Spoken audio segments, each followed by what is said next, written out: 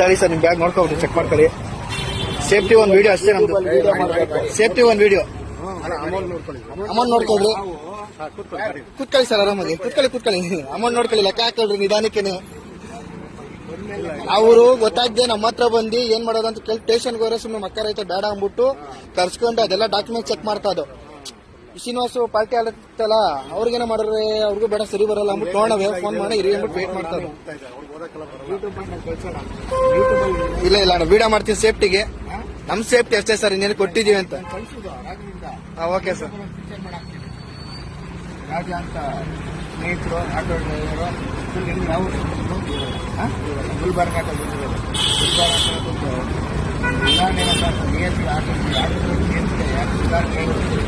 ಸಾಮಾನ್ಯ 5% ವೆರೈಟಿ ಕೊಡಲು ಆಗ್ತಿದೆ.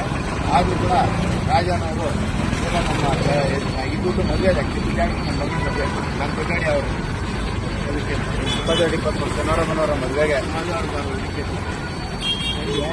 ಅದಕ್ಕೆ ನನ್ನ ಮದುವೆಗೆ ಕೆಟ್ಟಾಗಿ ದುಡ್ಡು ಎತ್ಕೊಂಡು ಹೋಗ್ತಾ ಇದ್ವಿ. ಆ ದುಡ್ಡು ಇವರು ಬಂದು ಮತ್ತೆ ವಾಪಸ್ ತಂದು ಕೊಟ್ಟಿದ್ದಾರೆ. ಈ ನಾನು ಯಾವತ್ತೂ ಮನೆಯಲ್ಲ ರಾಜ ಅವ್ರು, ನಾನು ಇಂಥ ಮಾಡಿದ್ದೀರಾ, ಇಂಥ ಒಳ್ಳೆ ಕೆಲಸ ಯಾವತ್ತೂ ಧನ್ಯವಾದಗಳು.